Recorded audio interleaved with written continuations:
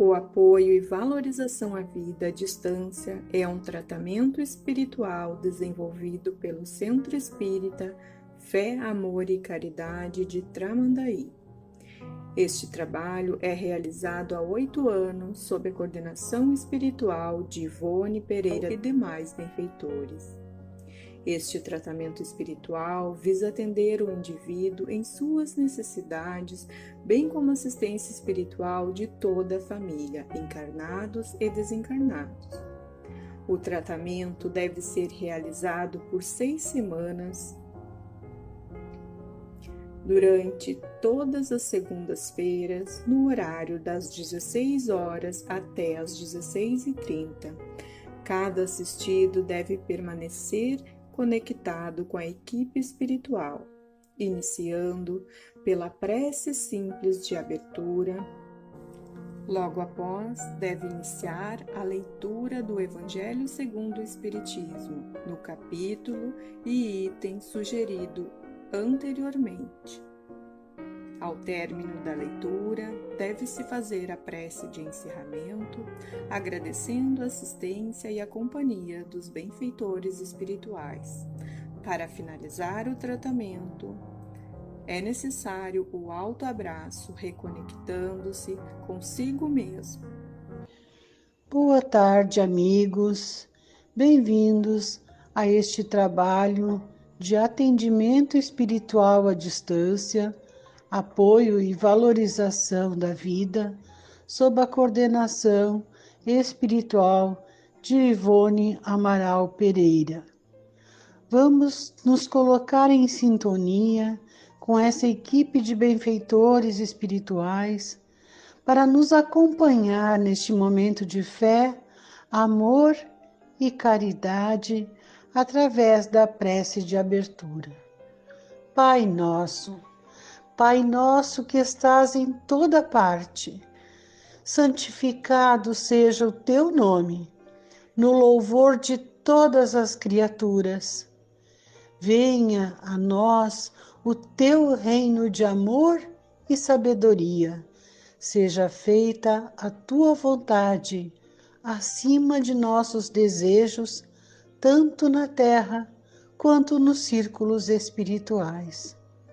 O pão nosso da mente e do corpo dá-nos hoje. Perdoa as nossas dívidas, ensinando-nos a perdoar nossos devedores com o esquecimento de todo mal. Não permitas que venhamos a cair sob os golpes da tentação de nossa própria inferioridade.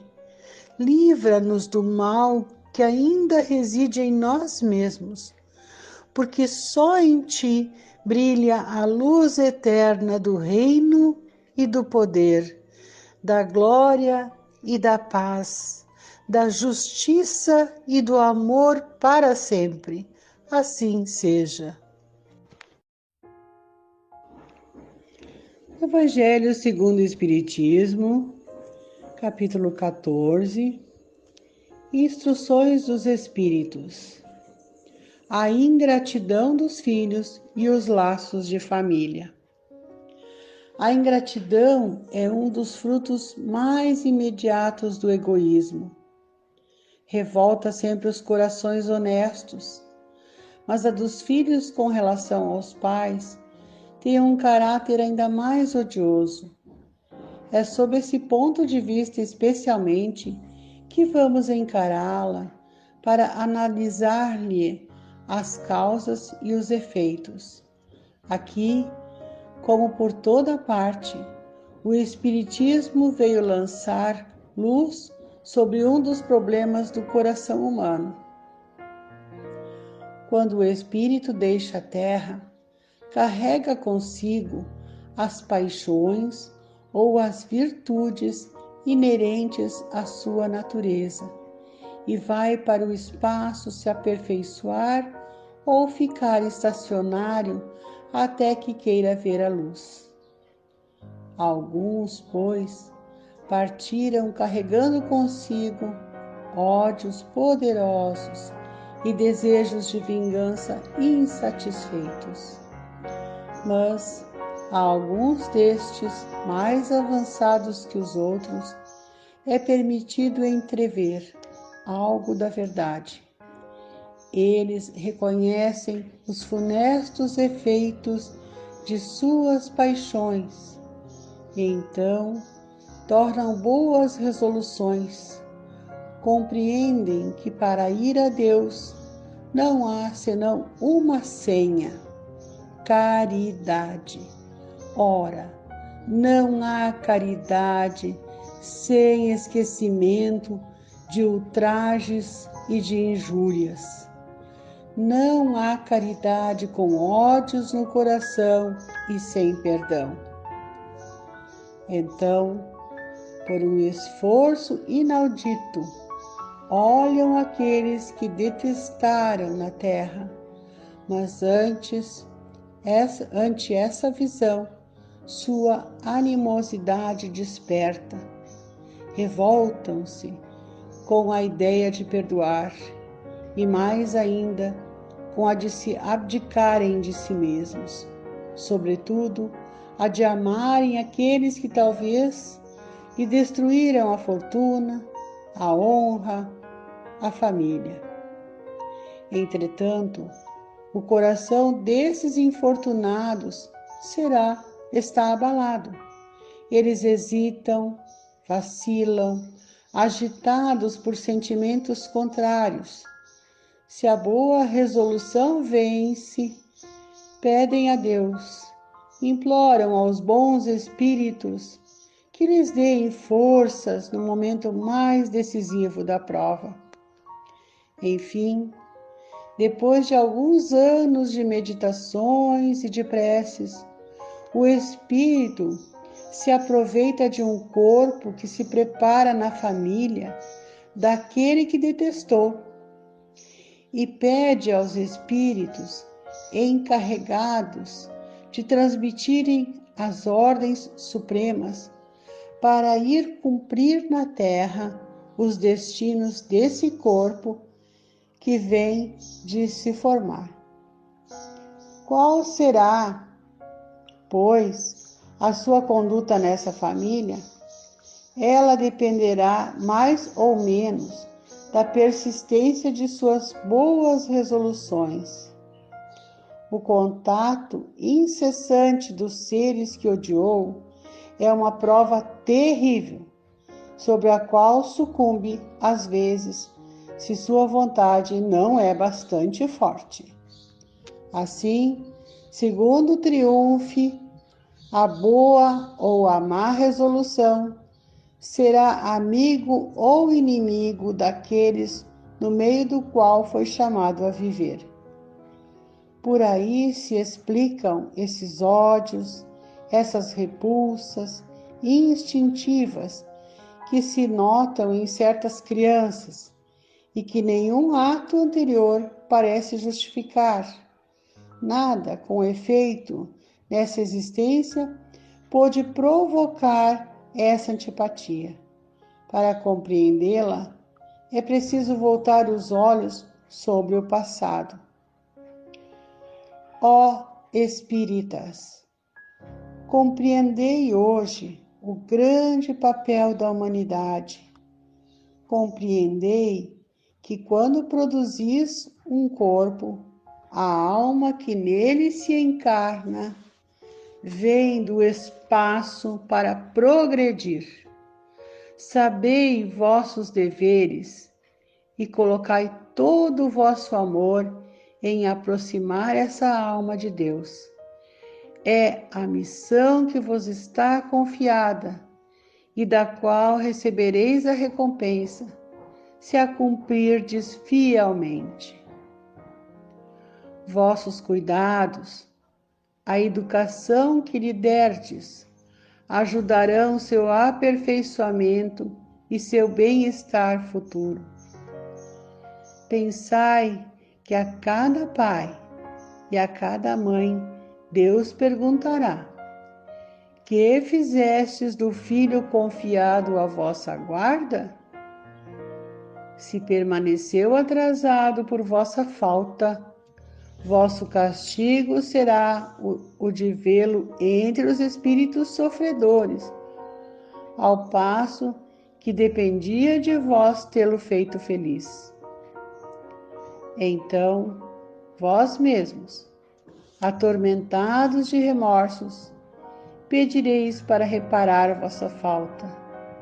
Solicitareis uma nova encarnação para vós e para ele, na qual os cercareis de cuidados mais esclarecidos, e ele, cheio de reconhecimento, o cercará de seu amor. Não rejeiteis, pois, a criança de berço que repele sua mãe, nem aquele que vos paga com ingratidão. Não é o acaso que o fez assim e que vô-lo deu. Uma intuição imperfeita do passado se revela, e daí julgais se um ou o outro já muito odiou ou foi muito ofendido. Que um ou outro veio para perdoar ou para expiar. Mães, abraçai, pois, o filho que vos causa desgosto, e dizei-vos: um de nós dois foi culpado. Merecei as alegrias divinas que Deus atribui à maternidade, ensinando a essa criança que ela está sobre a terra para se aperfeiçoar, amar e bendizer. Mas há muitos dentre vós que, em lugar de arrancar pela educação os maus princípios inatos de existências anteriores, desenvolve esses mesmos princípios por uma fraqueza culposa ou por negligência, e mais tarde o vosso coração, ulcerado pela ingratidão de vossos filhos, será para vós, desde esta vida, o começo da vossa expiação. A tarefa não é tão difícil como o poderíeis crer. Não exige o saber do mundo, o ignorante como o sábio pode cumpri-la, e o Espiritismo veio facilitá-la, dando a conhecer a causa das imperfeições do coração humano. Desde o berço, a criança manifesta os instintos bons ou maus que traz de sua existência anterior. É a estudá-los que é preciso se aplicar. Todos os males têm seu princípio no egoísmo e no orgulho. Espreitai, pois, os menores sinais que se revelam, os germes desses vícios, e empenhai-vos em combatê-los, sem esperar que lancem raízes profundas. Fazei como o bom jardineiro, que arranca os maus brotos à medida que os vê despontar sobre a árvore. Se deixais se desenvolverem o egoísmo e o orgulho, não vos espanteis de ser mais tarde pagos pela ingratidão. Quando os pais fizerem tudo o que deviam para o adiantamento moral dos filhos, se não se saem bem, não têm censuras a se fazer, e sua consciência pode estar tranquila. Mas ao desgosto muito natural que experimentam do insucesso dos seus esforços, Deus reserva uma imensa consolação, pela certeza que não é senão um atraso, e que lhes será dado acabar em sua existência a obra começada nesta, e que um dia o filho ingrato os recompensará com o seu amor. Deus não faz a prova acima das forças daquele que a pede. Não permite, senão, aquelas que podem ser cumpridas. Se não se triunfa, não é, pois, a possibilidade que falta, mas a vontade, porque quantos há que, em lugar de resistir aos seus maus arrastamentos, nela se comprazem. A estes estão reservados os prantos e os gemidos em suas existências posteriores. Mas admirai a bondade de Deus, que nunca fecha a porta ao arrependimento. Chega um dia em que o culpado está cansado de sofrer, em que seu orgulho está, enfim, domado, e é então que Deus abre seus braços paternais ao filho pródigo que se lhe lança aos pés. As fortes provas, entendei-me bem, são quase sempre o indício de um sofrimento e de um aperfeiçoamento do espírito. Quando não aceitas, por amor a Deus, é um momento supremo, e nele, sobretudo, importa não falir murmurando, se não se quer perder-lhe o fruto e ter de recomeçar. Em lugar de vos lamentardes, agradecei a Deus, que vos oferece ocasião de vencer para vos dar o prêmio da vitória. Então, quando saídos do turbilhão do mundo terrestre, entrardes no mundo dos espíritos, nele sereis aclamados como o soldado que sai vitorioso do meio do combate. De todas as provas, as mais penosas são as que afetam o coração. Alguém suporta com coragem a miséria e as privações materiais, mas sucumbe ao peso dos desgostos domésticos, esmagado pela ingratidão dos seus.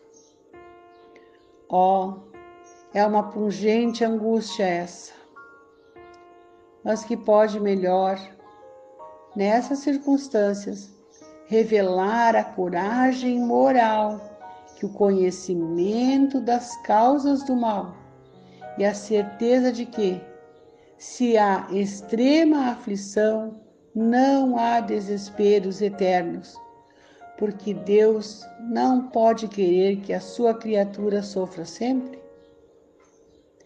Que mais consolador, mais encorajador que esse pensamento de que depende só de si, de seus próprios esforços, abreviar o sofrimento, destruindo em si as causas do mal?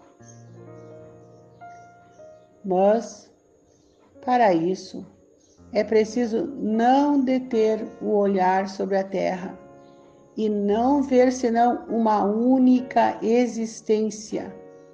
É preciso se elevar, planar no infinito do passado e do futuro. Então, a grande justiça de Deus se revela ao vosso olhar e esperais com paciência, porque entendeis o que vos parecia monstruosidade na terra. As feridas que nela recebeis não vos parecem mais do que arranhões. Nesse golpe de vista, lançado sobre o conjunto, os laços de família aparecem sob sua verdadeira luz.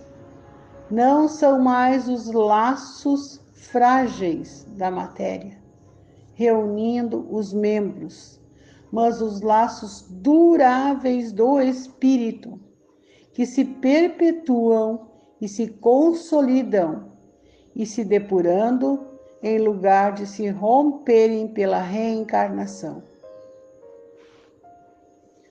Os espíritos, que à semelhança dos gostos, a identidade de progresso moral e a afeição leva a se reunirem, formam famílias. Esses mesmos espíritos, em suas migrações terrestres, se procuram para se agruparem como o fazem no espaço. Daí nascem as famílias unidas e homogêneas, e se em suas peregrinações estão momentaneamente separados, reencontram-se mais tarde, felizes com os novos progressos. Mas, como não devem trabalhar unicamente para si, Deus permite que espíritos menos avançados venham a se encarnar entre eles, para aí aurir conselhos e bons exemplos. No interesse do seu adiantamento, eles causam, por vezes, perturbações, mas aí está a prova, aí está a tarefa. Acolhei-os, pois, como irmãos. Vinde em sua ajuda, e mais tarde, no mundo dos espíritos, a família se felicitará de haver salvo do naufrágio os que, a seu turno, poderão salvá-la de outros.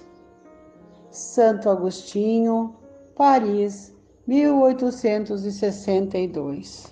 Finalizamos este momento agradecendo o apoio de nossos amigos espirituais que nos acompanharam, seguindo confiantes e perseverantes na valorização de nossa vida e no Evangelho de Jesus, com a prece aos espíritos protetores do Evangelho segundo o Espiritismo. Espíritos sábios e benevolentes, mensageiros de Deus, cuja missão é assistir os homens e conduzi-los no bom caminho, sustentai-me nas provas desta vida, dai-me a força de suportá-las sem murmurar. Desviai de mim os maus pensamentos e fazei com que eu não dê acesso a nenhum dos maus espíritos que tentarem me induzir ao mal. Esclarecei minha consciência sobre meus defeitos e elevai de sobre meus olhos o véu do orgulho que poderia impedir-me de os perceber e confessá-los a mim mesmo. Vós, sobretudo, meu anjo guardião, que velais mais particularmente por mim, e vós todos, espíritos protetores, que vos interessais por mim, fazei com que me torne digno da vossa benevolência. Conheceis as minhas necessidades, que elas sejam satisfeitas segundo a vontade de Deus.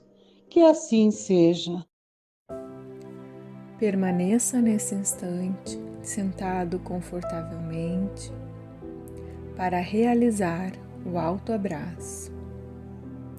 Abrace-se de maneira prazerosa e confortável e repita comigo: eu amo a Deus, eu amo a Jesus, eu amo a vida, eu me amo. Que assim seja.